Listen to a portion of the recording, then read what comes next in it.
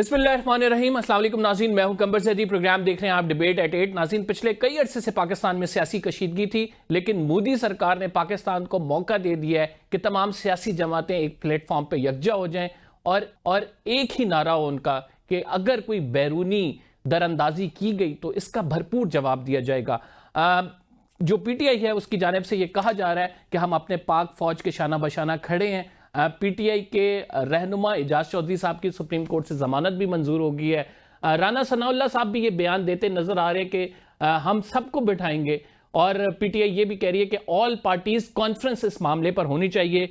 DG ISPR भी तमाम सियासी जमातों को लूप में लिए हुए हैं, जो कुछ भी डेवलपमेंट हो रही है, यानी जो सियासी कशीदगी हम देख रहे थे वो माहौल आहिस्ता आहिस्ता बेहतर हो रहा है। ये भारत ने हमें अपॉर्चुनिटी दी, इसका पाकिस्तान ने भरपूर फायदा उठाया, जो कि बड़ा खुशाइंद है पाकिस्तान के सियासी हालात के लिए, मौशी हालात के लिए।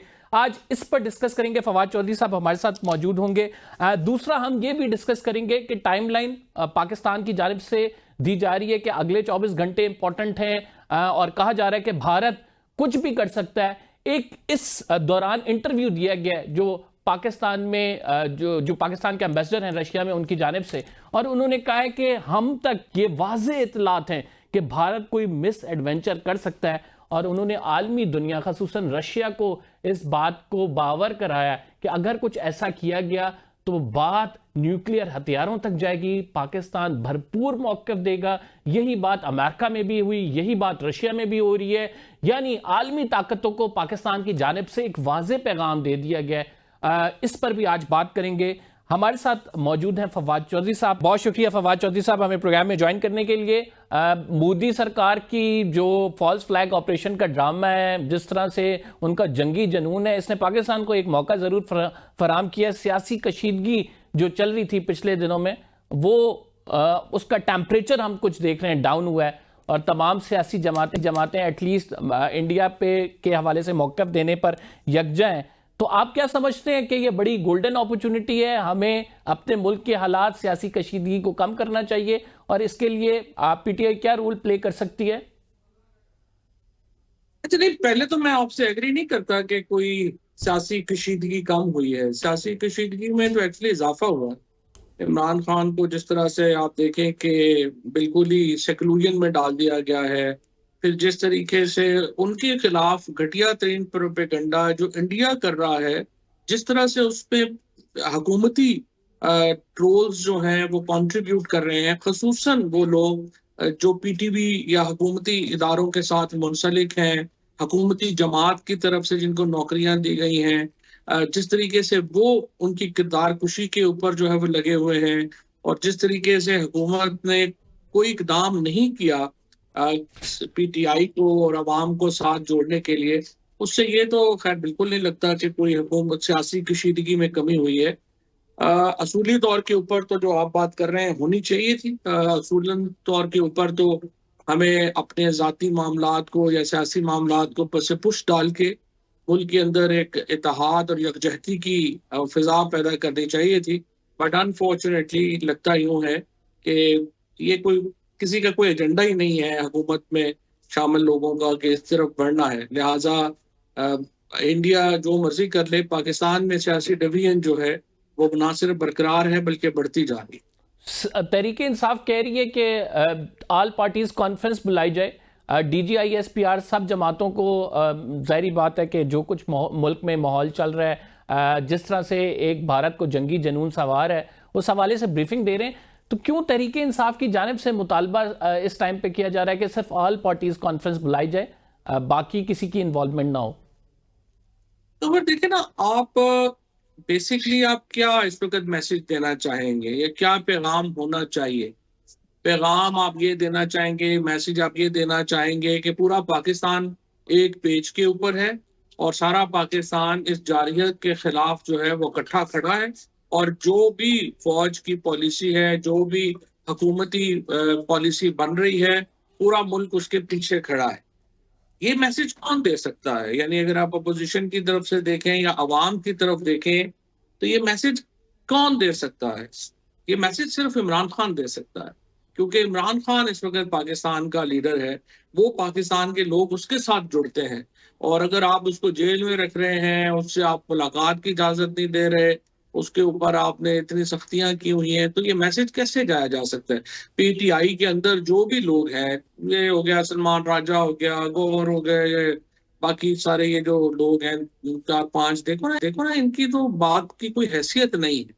सो जो पैगाम है वो तो सिर्फ इमरान खान की तरफ से आ सकता है, और वो सदर ममलिकत को चाहिए था कि वो ऑल पार्टीज कॉन्फ्रेंस बुलाते, वहां पर इमरान खान शरीक होते, और एक भरपूर मैसेज जो है वो एक यकजहती का जाता।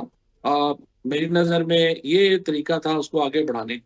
चौधरी साहब, you are very sane politician. आप समझते हैं कि ये जो सारा तनाज़ा है इसमें इमरान खान साहब के लिए कोई राह निकलेगी, कोई उनको ऑन बोर्ड लिया जाएगा, उनको किसी डिसीजन मेकिंग में किया जाएगा, या एटलीस्ट उनको आगाह किया जाएगा, क्योंकि एक बहुत बड़ी पार्टी, एक बहुत बड़ा वोट बैंक है? या आप इस मामले में इतने होपफुल नहीं हैं? नहीं, अब तक के इकदाम से तो कुछ ऐसा नहीं लग रहा, ना ही ये लग रहा। लेकिन ना, सबसे पहले तो देखो, डिसीजन मेकर्स की ये सोच होनी चाहिए ना कि एक यूनिटी हो, एक इत्तेहाद हो, और एक हम जो है बड़ी मुसीबत का मुकाबला हमने मिलके करना है। पहले ये सोच तो हो। मुझे आप बताइए ना, आपको किस इकदाम से ये सोच नजर आई है?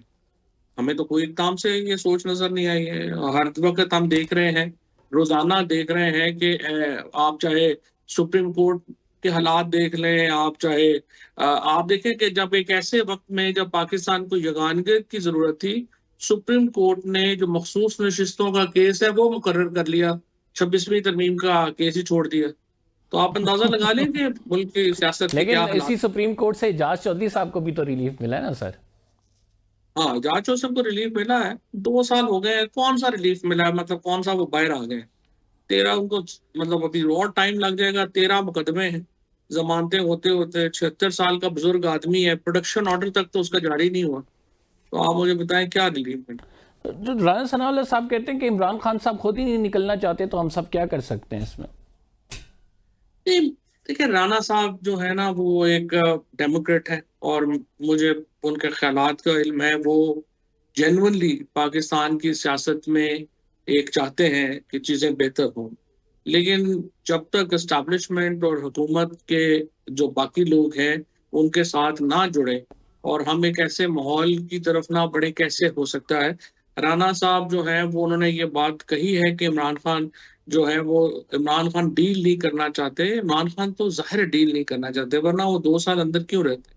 ये कहना कि पाकिस्तान में हुकूमत बनाने का इख्तियार पाकिस्तान के अवाम को है, और इसके ऊपर इमरान खान अगर डट के खड़े हैं, तो इस पे तो तमाम लोग जो पाकिस्तान के मुस्तकबिल से के बारे में अच्छी उम्मीद रखते हैं, जो डेमोक्रेसी चाहते हैं, उनको अल्लाह का शुक्र अदा करना चाहिए कि कम से कम कोई एक लीडर तो है जो पाकिस्तान के अवाम के इस हक के लिए खड़ा है। चौधरी साहब, आप तो फिर इन मामलात को बेहतर तरीके से समझते हैं। आप तो खुद इस बात के दाई रहे हैं कि एस्टैब्लिशमेंट से बात होनी चाहिए।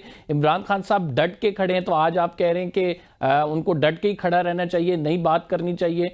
दूसरी तरफ आप ये भी कहते हैं कि उनको इंगेज करना चाहिए। कोई ना कोई मामले का हल तभी निकलेगा कि जब आप मुल्क की ऐसी कुव्वतों से बात करेंगे जो कि असरअंदाज होती हैं सारे प्रोसेस पे। मैं तो बिल्कुल ही नहीं कह रहा कि नहीं बात करना चाहिए। मैं तो ये कह रहा हूँ कि 100% बात करनी चाहिए। लेकिन बात इमरान खान ने तो नहीं करनी ना। बात तो जो इक़्तिदार में लोग हैं, जिनके पास इख्तियार है, बात उन्होंने करनी है। तो इमरान खान को जब बात नहीं कर रहे, जब वो उन्हें जो है वो अपने सेक्लूजन में रखा हुआ है, मैं ये कह रहा हूँ कि उसके बगैर कैसे आगे चलेगा? और अगर आप ये कहें कि इमरान खान से बात की पहली शर्त ये है कि वो मुल्क से बाहर चले जाएं या वो डील कर लें, फिर तो बातचीत ना हुई ना। बातचीत तो 100% होनी चाहिए, लेकिन बुनियाद तो कोई फेयरनेस के ऊपर होगी ना।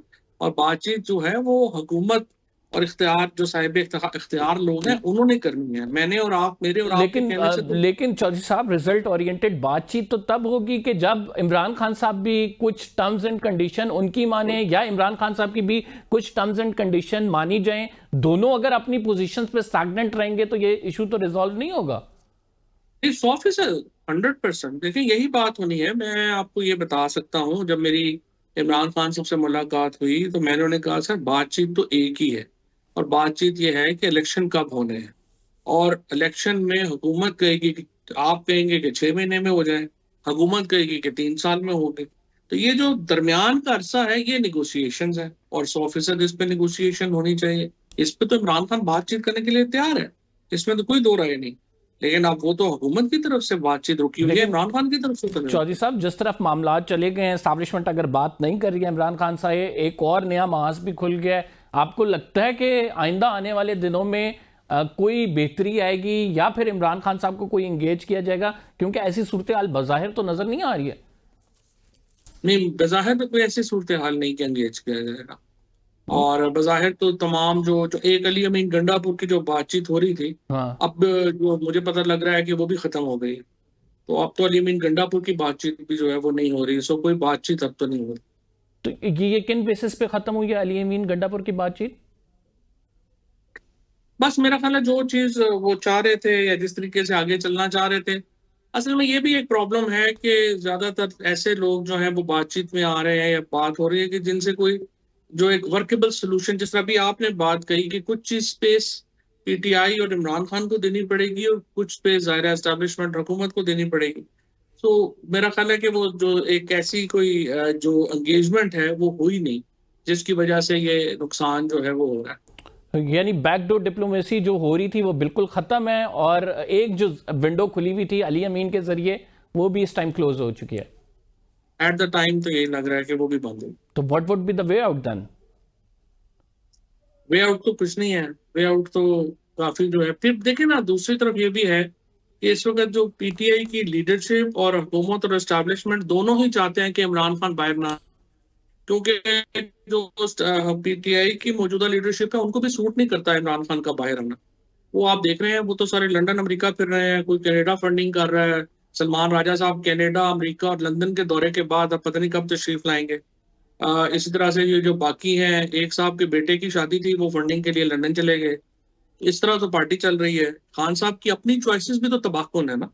तो उन्होंने जो पीटीआई की में अपनी लीडरशिप लगाई है उसने तबाह बर्बाद कर दी, पार्टी का ही बेड़ा गर्क कर दिया। और दूसरी तरफ हुकूमत और एस्टैब्लिशमेंट समझती है कि चूंकि पार्टी के अंदर ये अब अहलियत ही नहीं है कि वो कोई प्रेशर डाल सके इंटरनल या कुछ कर सके, तो हमें क्या जरूरत है बातचीत की। जब तक आप एक इंटरनल प्रेशर, जब वो एक इनका था कि कम से कम तो खान इसका इस बात जी, का था कि कम से कम कोई, इस बात का था कि कम से कम कोई अलायंस बनेगा, कोई गुफ्तगू होगी, कोई बातचीत होगी। वो पीटीआई ने अपनी बेवकूफी से, इस लीडरशिप ने पता नहीं बेवकूफी से या जानबूझ के अलायंस के एफर्ट्स जो है वो सबोटाज कर दें। तो फिलहाल कोई ऐसा प्रेशर नहीं है। वो अगर आप एस्टेब्लिशमेंट में हो, को लगे कि कोई प्रेशर नहीं है, तो आप क्यों बात। तो खान साहब को आपने ये बात कन्वे की कि आपकी जो बाहर लीडरशिप है वो ना आपको निकालना ही नहीं चाहती, वो जो ब्लंडर्स कमिट कर रही है उसके बाद आप ये ख्याल ना करें कि इतनी आसानी से पीटीआई को कोई रिलीफ मिलेगा। क्या कहा खान साहब ने उस पर? देखिए, मैंने तो पहले भी उनको ये कहा है कि ये लोग इस काबिल नहीं है कि ये कुछ कर सकें। उन्होंने उमर अयूब को खान साहब ने बुला के 3 दफा बात कही कि आपने फवाद के साथ क्लोजली इन टच हो और फैसले आप करें। ये जो लॉयर्स लीडरशिप है ये पॉलिटिशियन नहीं है, इनको नहीं पता क्या करना है, कैसे करना है। उमर अयूब साहब ने कभी उसके बाद कोई कांटेक्ट भी नहीं किया, राब्ता भी नहीं किया। और वो शिबली फराज और सलमान राजा के अनफॉर्चुनेटली वो बड़े इन्फ्लुएंस में है। बाकी लोगों को इतनी समझ ही नहीं है, और वो सारे लोग तो इंटरेस्टेड ही नहीं है। शिबली फराज की अपनी, सलमान राजा की अपनी दुकान खुली हुई है। बाकी जो ये शेख वगास ने, उसने केपी में अपनी दुकान खोली हुई है। वाई उमर शोएब शाहीन अयूब की इज अपनी दुकान। रिलेक्टेंट? अगर वो ओपोजिशन लीडर हैं तो आपका नहीं ख्याल कि उनको अपना रोल प्ले करना चाहिए? Y is so reluctant? 100%। 23 साल हो गए उन्हें पार्लियामेंट के अंदर। मैं तो हैरान हूँ कि वो क्या कर रहे हैं। और उन्होंने, and he is getting blackmailed from this Shibli Faraz और राजा टाइप लोगों से।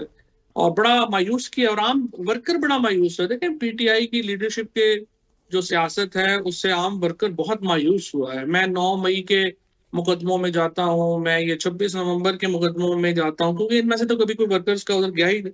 आप अंदाजा लगाएं, 226 बंदा तकरीबन 2.25 साल से कैद है इधर हमारी ये सिर्फ पोठोहार की जेलों में। कभी कोई बंदा पूछने ही नहीं गया। ये वर्कर्स हैं 9 मई के, हम्म। या ये जो उनके केसेस चल रहे हैं, ये सारे हैं, एक दिन कभी के तक तारीख के ऊपर नहीं गए। कभी हर बंदे बेचारे, ये जो भी हुई हैं 26 नवंबर में सबको सजाएं हुई, ये क्यों हुई है? क्योंकि लोगों के पास तो किराया ही नहीं है यहाँ पे आने का। वो कैसे आए? करक से, मालाकांड से, तो उधर से कैसे लोग आएंगे? आप उनको उठा के ले आए, स्ट्रेटजी आपने दी नहीं, लोगों को आपने तबाह बर्बाद कर दिया। और जिस तरह लोग इमरान खान के साथ खड़े हुए हैं, मैं समझता हूँ कमेंडेबल है। इस तरह तो कभी किसी लीडर के साथ लोग खड़े नहीं। चौधरी साहब, आखिर में सवाल ये करूंगा कि शरीफ खानदान की जानिब से कोई बड़ा वाज़ेह बयान नहीं आया है मोदी सरकार के खिलाफ, या भारत जो गीदड़ भपकियां कर रहा है? तो what do you think, what are the reasons? ये रीजंस बड़ी वाजे हैं। नवाज शरीफ जो हैं वो पब्लिक हैं, बात कर रहा हूँ, ये कोई ऐसी सीक्रेट नहीं है। नवाज शरीफ पब्लिक हैं और वो ये समझते हैं कि हिंदुस्तान के अंदर दहशतगर्दी में पाकिस्तानी ग्रुप्स मुलव्वस हैं, और वो हिंदुस्तान के साथ बड़ी हमदर्दी रखते हैं। और वो ये भी समझते हैं कि नरेंद्र मोदी जो थे, जब वो उनकी आए नवासी की शादी में आए, उन्होंने उनके ऊपर बड़ा जाती एहसान किया। और वो ये समझते हैं कि जो नरेंद्र मोदी की हुकूमत है वो बड़ी खैर खा है इस रीजन की। लिहाजा नवाज शरीफ बिल्कुल तैयार नहीं है उनके ऊपर, उनको क्रिटिसाइज करने के लिए या उनकी बात मानने के लिए। उसकी दूसरी वजह यह है कि नवाज शरीफ साहब को ना इस रीजन की हिस्ट्री का पता है, ना उन्हें नरेंद्र मोदी की हिस्ट्री का पता है, ना उन्हें उनकी पॉलिटिक्स का पता है। नरेंद्र मोदी की जो पॉलिटिक्स है वो राष्ट्रीय सेविक संघ से निकली है। बीजेपी की पॉलिटिक्स जो है वो राष्ट्रीय सेविक संघ जैसे महासभा, हिंदू महासभा से निकली है, जो मुसलमानों से नफरत के ऊपर मबनी पॉलिटिक्स है।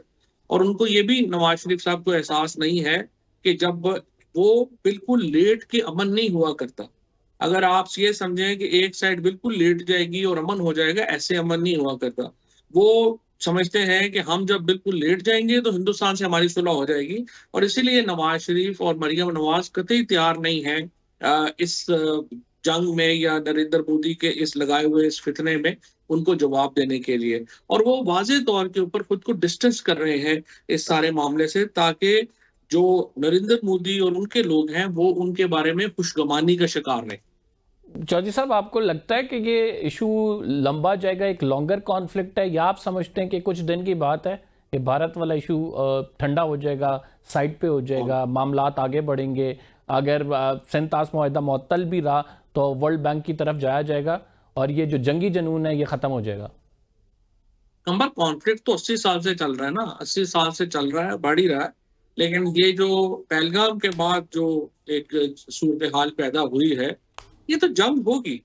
जंग के से नीचे अगर कोई भी ये समझता है कि हिंदुस्तान पीछे हट जाएगा या नरेंद्र मोदी यहाँ से पीछे हट जाएगा, वो सिर्फ वही समझता है जो कि किसी खुशफहमी का शिकार है।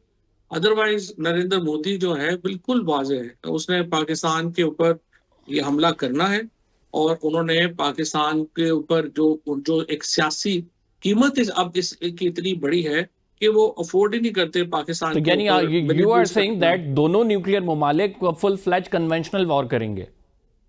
अभी ये मुझे स्केल का तो मैं नहीं कहता, क्योंकि America, Saudi Arabia, for Russia, instance sir, China. कोई भी अगर स्ट्राइक करता है उसकी रिटालिएशन आएगी, रिटालिएशन में फिर किसी भी हद तक जा सकता है, चांसेस आर देयर। हाँ बिल्कुल ठीक है, वो तो फॉग ऑफ वॉर जिसको हम कहते हैं वो रहती है और कोई अंदाजा हटमी नहीं हो सकता। लेकिन इस वक्त अमेरिका, रशिया, सऊदी अरेबिया, ये सारे ममालिक इस कोशिश में हैं कि इसको कंट्रोल किया जाए। और आप देखते हैं कि ये स्केल ऑफ वॉर के ऊपर प्रिडिक्ट करना मुश्किल है, लेकिन जो मिलिट्री स्ट्राइक्स हैं वो तो। Thank you very much. Fawad Chaudhary साहब हमारे साथ मौजूद थे। नाज़रीन, हम एक छुट्टी ले रहे हैं, we will be right back after the short break. और उसके बाद एक अहम स्टोरी, भारतीय तैयारे कैसे पाकिस्तानी सरहदों में दाखिल होने की कोशिश कर रहे थे, उनको इंटरसेप्ट किया गया। बात करेंगे एक छोटे से ब्रेक के बाद।